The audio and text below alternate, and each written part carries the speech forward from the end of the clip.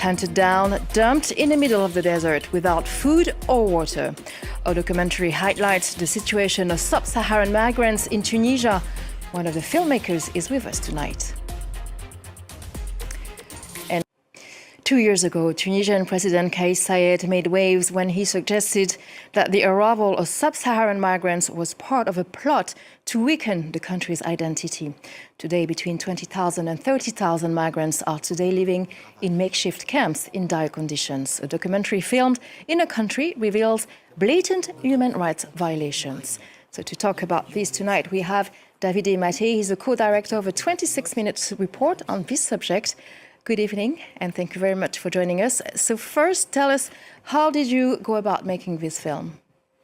I mean, it was very challenging, it was very difficult. There's no more press freedom in Tunisia, we have to say. Kais Saied seized all the powers, so we decided to do it undercover. We decided to go there posing as tourists. We went there 3 times.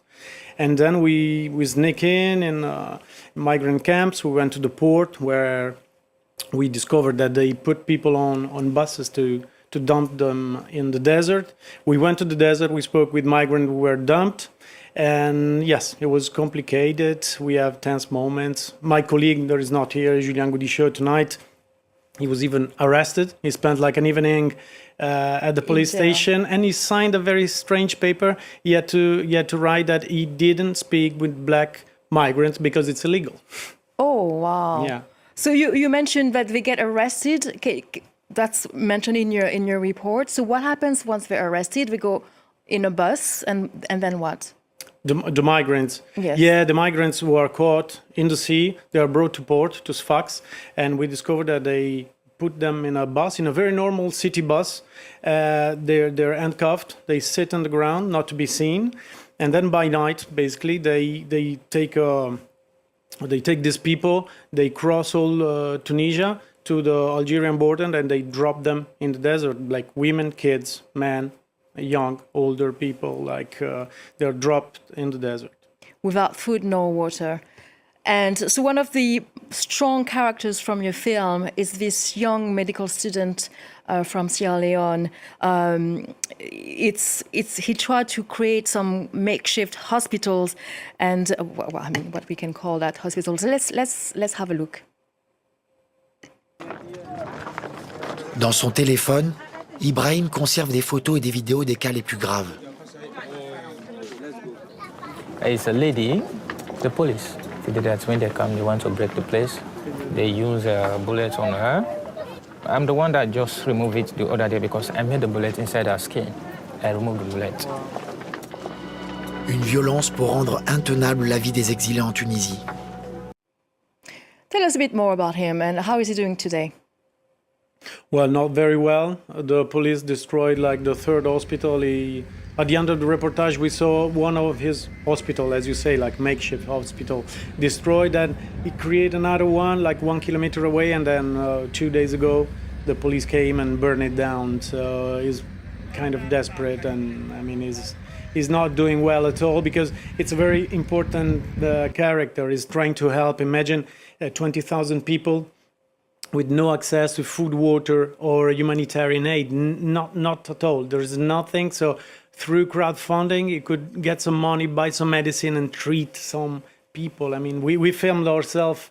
A lady was giving birth there, and he helped more than 100 ladies to give birth, but on the ground in this hospital. So nowadays, it's very sad and very touched by that. And and also he was very young, being a migrant himself. So you also talked to the European Commissioner for the Mediterranean, Dubraka Djurgica, and this is her reaction.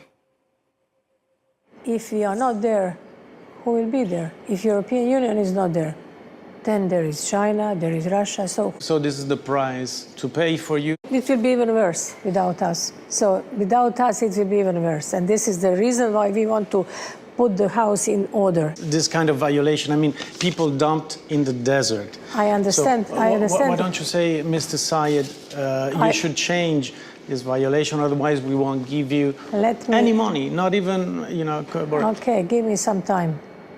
It will be settled. So any update after that discussion? She had some time, but I think the European Commission is continuing to going towards another way, not to ask Sayed to respect human rights, but actually they just defined a list of safe country of origins, and Tunisia is in this list. This list has to be confirmed next month, but what's the idea? Tunisia is a safe country. This is a reward for Sayed. I read it like this, at least. And this means that all the blatant violation of human rights are cleaned. Tunisia will be a safe country for Tunisia. So I think the commissioner, for the moment, is not going in that direction. It's a bit like being a bit of in denial. And also we need to note that any Tunisian trying to help just by bringing a cup of water could spend time in jail. Yeah, definitely. It's like this. They told us about people that they just have, for example, a tap, like tap of running water in their garden, and migrants coming back from the desert just passing by. So they use it to drink, and the police came and said, okay, whether you close it or whether you go to jail. So this is what is happening today in Tunisia. Everybody who's helping migrant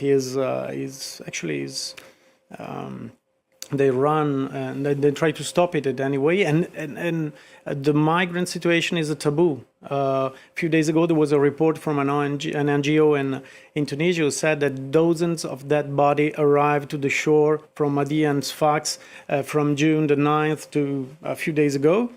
Dozens. There was no news in Tunisian media, nothing at all, not even on social media. This means that it's a blackout. It's a blackout. Tunisian government is trying to erase the migrant problem while is continuing to persecute them and do these horrible violations.